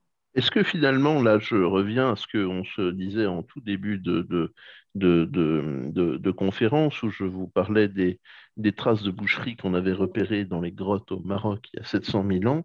L'une des propriétés de ces traces de boucherie, c'est qu'elles sont en fait antérieures aux traces de feu. C'est-à-dire qu'on a commencé à travailler l'aliment avant de maîtriser le feu. Sans doute pour des raisons logistiques, hein, certainement au départ, mais ça veut dire aussi, et c'est pour ça que je me permets de rebondir sur ce que vous disiez, Sébastien, que au fond, aujourd'hui, il y a parmi les technologies dont nous disposons, il y a une maîtrise du feu, de l'énergie, de la cuisson qu'on n'a jamais eue. Et au fond, parmi les acquisitions de la civilisation de ces 20 dernières ou 30 dernières années, il y a peut-être le fait que on n'a plus besoin de la même énergie, de la même chaleur pour transformer les aliments, puisqu'on n'a pas non plus les mêmes, comment dirais-je, on n'a plus les mêmes périls alimentaires, on a d'autres moyens de s'assurer une sécurité, une hygiène alimentaire. C'est aussi parce qu'aujourd'hui, on comprend mieux, aussi parce qu'aujourd'hui, on comprend mieux tous ces phénomènes. Et ça, c'est encore une fois, c'est la science qui nous a apporté tout ça au travers d'une meilleure compréhension des phénomènes qui sont liés à la cuisson, hein, Absolument. comme la réaction de Maillard, etc. Donc, tous ces phénomènes avant, finalement qu'on observait sans les comprendre, donc qu'on essayait de reproduire autant que faire se peut. Aujourd'hui, on est capable évidemment de les reproduire puisqu'on les a parfaitement compris d'une manière scientifique. Alors, la deuxième question, mais si vous en avez d'autres, n'hésitez pas à les poser dans le petit panel de commentaires. J'en vois d'ailleurs une autre de Françoise. C'est donc, Martine nous posait la question, Pierre-Yves, des vins nature sur lesquels elle souhaitait vous entendre. Alors, je ne sais pas si c'est je soupçonne qu'il y a un petit peu de malice de la part de Martine que je vois sourire. Alors, je sens le morceau de bravoure. Allez-y. Vaste sujet, les vins nature, ouais, parce que c'est un débat effectivement qui agite le monde du vin depuis, quelques dizaines d'années maintenant. Hein, à savoir qu'il y a effectivement aujourd'hui deux mondes qui s'opposent. Hein, qui s'opposent. C'est peut-être un peu réducteur de dire ça, mais en tout cas, deux mondes qui cohabitent en se regardant un petit peu en chien de faïence. C'est-à-dire que vous avez le monde des grands groupes dont je parlais tout à l'heure, qui effectivement essayent de faire des vins avec des volumes importants et de manière conventionnelle, parce que de toute façon, c'est des vins qu'il va falloir exporter, transporter et les envoyer à l'autre bout de la planète. Donc, il est évident qu'ils doivent avoir une certaine résistance vis-à-vis des phénomènes d'oxydation, etc., etc. Donc, on ne peut pas envoyer du jus de raisin tout simple à l'autre bout de la planète sans qu'il se passe des petits soucis. Voilà. Et vous avez d'un autre côté, effectivement, tout un nombre croissant de vignerons qui sont à la recherche d'une vraie identité, de singularité, et c'est tout à leur honneur, et qui cherchent avant tout à défendre une vision identitaire de leur vin. Et c'est un de mes clients les plus anciens qui défend cette vision, c'est Anselme Sélos, voilà, qui défend vraiment bec et ongle cette vision identitaire et qui, pour lui, quand on boit un verre de vin, on doit absolument, et je pense qu'il a fondamentalement raison, on doit pouvoir se dire ce vin, il vient de tel endroit et il a été fait par telle personne. Voilà. Donc, effectivement, les deux univers sont pas irréconciliables, mais c'est un petit peu compliqué. Alors, ça va nous permettre de glisser la question de Françoise Chottard, la présidente d'honneur de notre section Belgique, le bésiste de choc, si jamais on veut changer la manière de faire du vin à Bruxelles. Il y a des vignobles en Belgique, hein, attention. Hein. Je ne me mouille pas, je trempe éventuellement les lèvres, mais guère plus. Que pensez-vous des vignerons qui essaient de faire des vins adaptés à leur terroir? Je suis désolé, j'ai une petite résolution à l'écran, qui essaient de faire des vins adaptés à leur terroir et produisent des vins de France. Est-ce une tendance qui se profile? La question est intéressante parce que... je sais que non seulement elle est intéressante, mais elle intéresse particulièrement Françoise. Ouais. Alors, elle est intéressante parce que la contradiction, elle est dans la question finalement. Parce que, en fait, si vous voulez faire des vins adaptés à votre terroir, il ne faut pas faire des vins de France. Ça, c'est clair. Parce que les vins de France aujourd'hui, la définition des vins de France, c'est des vins sans identité géographique. c'est un assemblage de vins de différentes régions de France. Donc, il y a un lissage complet du côté terroir, hein, dans l'appellation vin de France. Hein. Les vins de France ont été créés en fait pour être une cinquième colonne commerciale pour sauver une certaine partie de la viticulture française. Donc, sous la bannière vin de France, vous avez des vins d'assemblage de différentes régions. Voilà. Et des vins sans appellation. Un petit complément sur le sujet. Je pense que la question est orientée comme ça. Aujourd'hui, la problématique de certaines appellations, c'est comme souvent l'inertie de l'évolution, notamment l'évolution climatique. Donc aujourd'hui, que la Champagne, c'est un très bon exemple, mais sans parler de la Champagne, on va avoir effectivement des vignerons qui vont vouloir sortir de l'appellation d'origine parce qu'ils ont un encépagement qui est différent, parce qu'ils ont trouvé que des cépages s'adaptaient mieux à leur terroir, que des méthodes de vinification étaient plus adaptées. Et ils se voient obligés effectivement de sortir de l'appellation, je l'espère de façon temporaire, pour revenir sur une appellation peut-être modernisée par la suite et pouvoir continuer donc à proposer leur vin de terroir. Voilà. Donc, la solution vin de France n'est pas forcément une bonne solution. Elle peut l'être quand c'est vraiment temporaire et dans des cas particuliers. Ça a tendance malheureusement à devenir effectivement une habitude. Pas forcément, comme il arrive, la bonne habitude. Voilà. Mais alors, je sais pas si Françoise, tu peux prendre le micro un instant, mais je ne sais pas si la question de Françoise était celle de l'appellation vin de France ou d'une logique d'identité, euh, on va dire, du produit avec peut-être un certain nombre de savoir-faire artisanal. Je ne sais pas si Françoise nous entend, peut-être qu'elle est au téléphone. Ah, pardon, elle est au téléphone. Alessandra, est-ce qu'on peut te donner la parole? Alors, comme évidemment, c'est pas moi qui ai le contrôle, je peux pas te donner la parole à Françoise. Tu peux nous taper peut-être quelque chose, Françoise, sur le chat que je relirai? Ah, ça va. Excusez-moi, j'ai eu un appel professionnel, j'étais obligée de prendre. En fait, quand je parlais des vins de France, c'est que il y a beaucoup de vignerons, moi, que j'ai pu découvrir, qui commencent à faire des vins vraiment pas du tout des assemblages, etc., et qui ont une typicité, un terroir, etc., avec quelquefois des anciens cépages, etc. Et l'objectif, c'est de dire, on ne cherche plus à avoir une appellation spécifique Bourgogne, même si on est en Bourgogne, ou etc., ou des IGP ou des AOP, etc., mais de dire on fait des vins qui correspondent à notre terroir en associant terroir et cépage. Donc, ce n'était pas tout à fait la même idée que ce que du coup, je comprends mieux votre question. Voilà. Vous parlez des vignerons qui ont souhaité sortir du système d'appellation pour faire les vins qu'ils avaient envie de faire avec effectivement les cépages dont ils pensaient qu'ils seraient plus adaptés à leur souhait ou à leur vision du vin. Voilà, d'accord. Là, absolument d'accord. Effectivement, ça rejoint le commentaire de Sébastien. Il y a effectivement des gens qui volontairement sortent de l'appellation. Vous en avez un très bel exemple dans le sud-est de la France, c'est le domaine de Trévalon, qui existe depuis très longtemps et qui est quelqu'un qui a clairement décidé de sortir du système. Et il y en a pas mal dans le Languedoc et le Roussillon qui sont aussi sortis des systèmes d'appellation parce que ça ne leur ressemblait pas, tout simplement. Et voilà, c'est tout à leur honneur.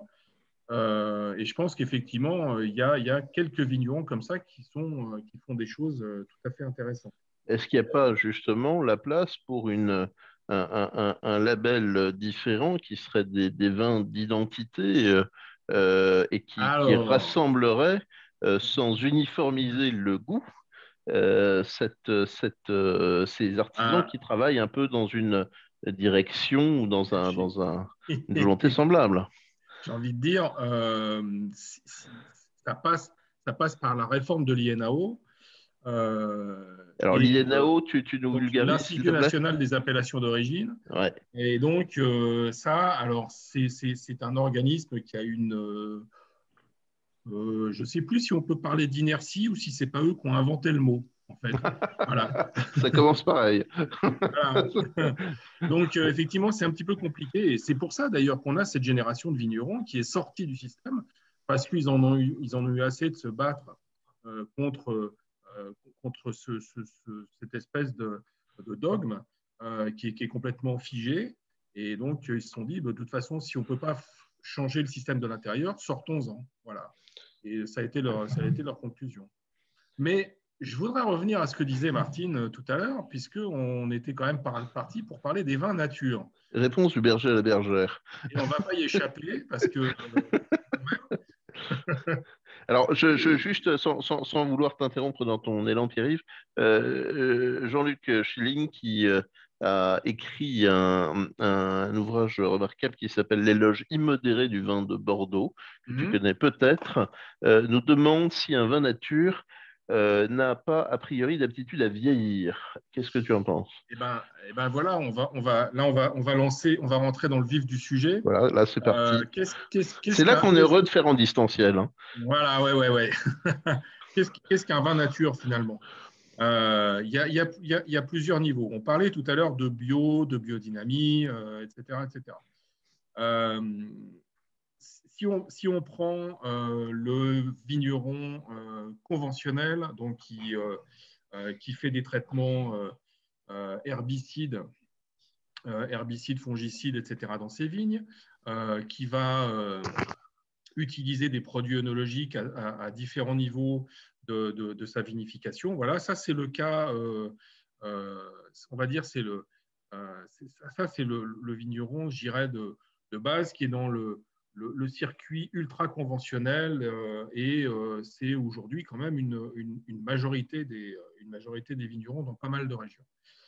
Après, vous avez le bio, donc où on a là effectivement des cahiers des charges qui sont plus au niveau du vignoble que de la vinification. Donc, il y a des pratiques autorisées en vinification et donc il peut utiliser un petit peu de produits œnologiques. Après, il y a la biodynamie qui est encore plus restrictive en termes de viticulture et également en termes de vinification. Mais là, c'est plus une question éthique par rapport aux gens qui adhèrent à cette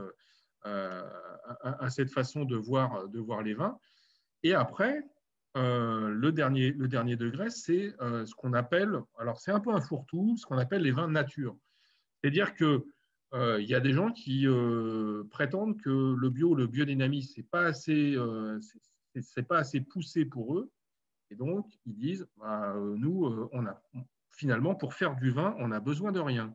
Donc, on va récolter notre raisin et on va le regarder fermenter et le vin, normalement, devrait se faire tout seul. Voilà, je schématise un peu, mais il y a quand même pas mal de gens pour qui le vin nature, c'est un peu ça. Et dans l'esprit du consommateur, en tout cas, c'est ça. Alors là, je vais quand même tout de suite tuer un petit peu le mythe. Quand vous prenez un jus de raisin issu de raisins même mûrs, sains, une belle récolte, etc., si vous laissez le jus de raisin mener sa vie jusqu'au bout, le résultat ne sera pas du vin, ce sera du vinaigre. Parce que la destination finale du jus de raisin, c'est le vinaigre et pas le vin. Voilà. Donc, il y a un moment, il faut reprendre la main, reprendre le contrôle de ce qu'on fait. Et de toute façon, le vin nature, pour moi, en tant que tel et tel que les gens se l'imaginent, vraiment, pour moi, c'est un mythe absolu. Le vin nature n'existe pas. C'est-à-dire qu'il y a quand même à un moment une intervention humaine qui va faire qu'on va contrôler le processus de vinification. Après, il est évident que l'usage des produits œnologiques, c'est comme les antibiotiques, ce n'est pas une obligation. On peut très bien faire des vins avec très peu de soufre et très peu de produits œnologiques. Je suis pas mal de vignerons et de vinificateurs qui n'utilisent pas ou peu de produits œnologiques, qui font des fermentations en levure indigène, etc., etc. Donc, on peut très bien y arriver. Voilà. Mais le vrai vin nature, c'est un petit peu compliqué. J'ai eu l'occasion de déguster pas mal de choses en vin dit nature. tout n'était pas bon, hein. Et a priori, l'aptitude à vieillir, effectivement, c'est un petit peu compliqué parce que les vins nature étant souvent très peu protégés contre l'oxydation, parce qu'il y a peu de soufre, c'est un petit peu compliqué. Plus on est dans des régions méridionales avec des acidités faibles, plus le vin va se conserver difficilement. Et ça, c'est l'acidité du vin est un des moyens naturels de protection. Et en Champagne, par exemple, on a moins de difficultés à faire des vins sans intrants parce que l'acidité des vins est naturellement plus élevée. Voilà. Mais par contre, tu peux peut-être, Sébastien, rajouter d'autres. Alors, bon, pour reprendre un peu ce que dit Pierre-Yves, on est tout à fait d'accord sur le sujet. Aujourd'hui, moi, pour vendre des vins nature, bon, déjà, comme on l'a dit, on est obligé d'en goûter beaucoup pour en trouver peu. Il y a quand même des déviances, malheureusement. Et c'est vrai que pour avoir fait des tests de vieillissement, on a des vins qui vont vieillir généralement plus vite, qui vont perdre de l'éclat. J'ai fait des tests sur 1, 2 ans, 3 ans, 4 ans. Ce n'est pas pour autant que les vins deviennent déviants, mais ils vont perdre finalement leur intérêt de départ, qui est le côté fraîcheur, très fruité qu'on peut avoir quand on les boit sur la jeunesse. Alors, il existe quand même des petits contre-exemples, principalement, je vais me dire que sur les vins rouges et les champagnes, puisqu'on a du gaz carbonique, donc ça aide beaucoup. Où là, moi je pense notamment au Château Le Puy, pour ceux qui connaissent, qui pratiquent depuis plus de 30 ans des vins sans soufre. Je rappelle au passage que les vins nature, c'est absolument pas normalisé, hein. Il n'y a pas de normes, il n'y a pas d'appellation, ça n'existe pas, tout voilà. ça, hein. C'est le vin nature. C'est ce qui fait la force et la faiblesse du concept. Voilà, on dit on fait plus que du bio, on essaie de ne pas mettre d'intrants. Alors, ceux qui, par exemple, vont vous dire je fais un vin nature, où je ne mets pas d'intrants, c'est-à-dire je ne mets aucun produit œnologique pendant la conception de mon vin, peuvent très bien mettre un peu de soufre à la mise en bouteille. Ils vont vous dire, bah oui, mais ce n'est pas la même chose, puisque une fois que je mets le vin en bouteille, il n'est plus en train de se faire. Voilà. Comme l'a dit Pierre-Yves, si on ne fait rien, c'est du vinaigre. Et ça, je suis complètement d'accord. De grands vins sans soufre, j'en ai bu des très bons. Dire que c'est des vins faits pour la garde, je ne le pense vraiment pas. Évidemment, il peut y avoir des petites exceptions par-ci par-là, mais on est plutôt sur des vins à consommation rapide, à consommation aussi en circuit court. C'est très important puisque ça ne va pas supporter les changements de température. Un vin nature, si vous le stockez trop longtemps à plus de 14 degrés, vous avez des risques de fermentation en bouteille. Enfin, voilà, ce n'est pas fait pour ça. Ça peut être très intéressant, plutôt sur une consommation rapide. Et bon, après, éventuellement, je vous dis sur le champagne ou quelques rouges, on va pouvoir avoir des vieillissements un peu plus longs. J'ai des fervents amateurs qui m'ont dit, il y a peu de temps, pourtant vraiment des grands amateurs de vin nature et de vin en général, qui m'ont dit on ne peut pas, on a beau aimer ça, on ne peut pas dire qu'on peut faire un très grand vin en vin nature. Voilà. Écoutez, là, je vois qu'on a sorti la philippique sur les vins naturels, mais elle est loin d'être inintéressante. Alors, je vous demande pardon de m'être absenté quelques instants, mais je ne perdais pas une goutte de ce que vous disiez. Est-ce que je peux me permettre de formuler moi-même une petite question sur la biodynamie? Que pensez-vous de la biodynamie? J'ai eu moi, une expérience un peu amusante dans le vignoble de Madiran, où je suis tombé sur une viticultrice qui fait du vin en biodynamie, qui est excellent, objectivement. Alors, je ne savais pas qu'il était biodynamique avant de rencontrer cette dame. Mais pouvez-vous nous parler de ce standard-là? Je t'interromps un instant, ce sera la dernière question, parce qu'on doit ensuite enchaîner. Ah, Martine, le chef de gare. Rappelé à l'ordre. C'est lamentable le manque de moyens de l'association. Il ne faut pas qu'on le travaille. C'est parce qu'il commence à faire soif, c'est pour ça. Moi, personnellement, je suis pourvu. J'ai une réputation dans le kickboxing, alors donc je regarde effectivement. Quelle heure il est? 18h35, il est à 19h la prochaine fois. Non, Alessandra m'a laissé un petit message, comme quoi, non, c'est un quart d'heure avant. Oui, d'accord, Ok. mais on a le temps de On a 5 conclure. minutes. On a 5 Non, minutes. non, mais voilà, alors la biodynamie, moi j'ai la chance de suivre quelques domaines qui sont en biodynamie en Champagne. Et c'est vrai que c'est absolument passionnant parce que c'est une approche quand même euh, relativement différente même du bio. Hein. On va quand même beaucoup plus loin dans la recherche des équilibres naturels, puisque on prend en compte quand même un certain nombre de critères, qu'ils soient effectivement des critères qu'on peut comprendre, comme les cycles lunaires et autres choses. Et après, il y a d'autres choses qui sont un petit peu plus Ésotérique. on va dire. Voilà. Donc, j'ai pas encore tout compris à certaines choses, mais je ne demande qu'à apprendre. De toute façon, un bon œnologue meurt en apprenant, donc c'est pas un souci. Mais voilà, moi je suis convaincu qu'il y a effectivement des choses à apprendre de ces gens-là, parce que pour les suivre, goûter les vins clairs, suivre les vinifications et goûter régulièrement leur champagne, il y a vraiment des choses avec une vraie personnalité. Alors je ne citerai pas de nom parce que ce serait au détriment d'un certain nombre d'autres, mais je pourrais vous les donner en off. Et il y a vraiment des champagnes à découvrir. Après, tout ce qui est biodynamie, à partir du moment où on lève le pied sur les traitements au vignoble, il est bien évident que la géographie va rentrer en ligne de compte. C'est-à-dire que quand on est dans un vignoble septentrional comme la Champagne, et je ne vous parle pas de la Belgique et de l'Angleterre. En Belgique, aujourd'hui, il y a 1500 hectares de vignes quand même. Il y a un certain nombre de domaines viticoles qui existent depuis quelques années. En Angleterre, il y a pas loin de 400 domaines viticoles.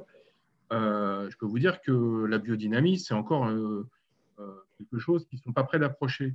Par contre, dans le sud de la France, travailler les vignobles en biodynamie, en Provence ou dans le Languedoc ou dans le Roussillon, ça se passe bien. Hein.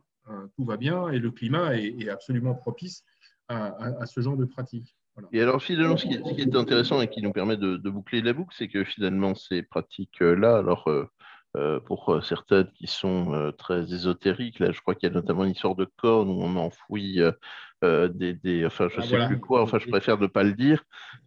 Et puis, il y a effectivement une observation de phases astronomiques. Ouais. Mais finalement, ça nous ramène à des techniques ou des préjugés techniques extrêmement anciens, antiques pour certains. Et Absolument. pour terminer finalement de curer cette question qui me titillait en matière de biodynamie, la viticultrice en question que je vais dénoncer, puisque je n'ai pas de client dans le domaine, c'est Bien, une dame j'écoute. qui tient un clos les Mesdames qui est dans la région de Madiran, à Orion-Iderne, à 64 à mon avis. Cette dame utilise des cuves de vinification qui sont ovoïdes et qui, dit-on, reproduisent les techniques de vinification antiques, c'est-à-dire celles en fait, de la conservation en amphore.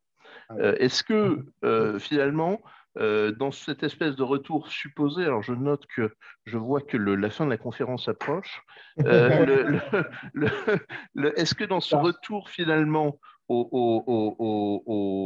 à des techniques un peu oubliées ou peut-être mythifiées aussi, est-ce qu'on retrouve quelque chose?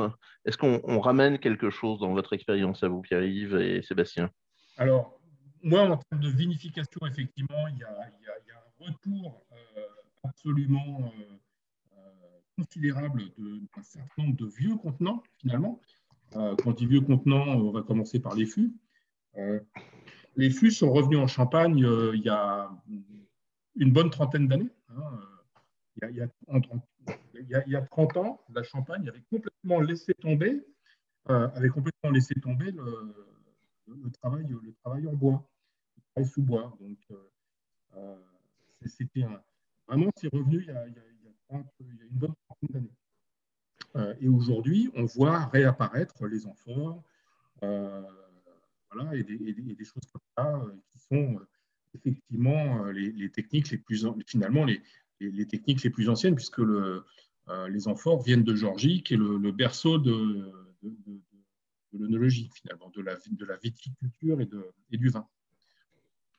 Écoutez, alors je coupe, je suis désolé, le sifflet à Sébastien, mais je sens que Martine va agiter son sifflet. Et donc, messieurs, je bois à votre santé. Je vous remercie, chers amis qui avez assisté à cette petite causerie, de vous être joints à nous. Et je rends les studios, si j'ose dire, dans ces temps de prohibition, chère Alessandra, à vous les studios, à vous Cognac Jet. En tout cas, merci à tous, merci pour l'invitation. Et j'espère qu'on pourra organiser quelque chose pour vous en Champagne et qu'en tout cas, la prochaine fois, ce sera en présentiel et qu'on pourra trinquer ensemble à la fin. Avec grand plaisir. Et donc, dès ce mois de juillet, si le variant indien ne revient pas en dehors des restaurants spécifiques, voilà, nous retrouverons vous viendrez à la rencontrer le faveur de variant l'été. champenois. Ouais. Exactement.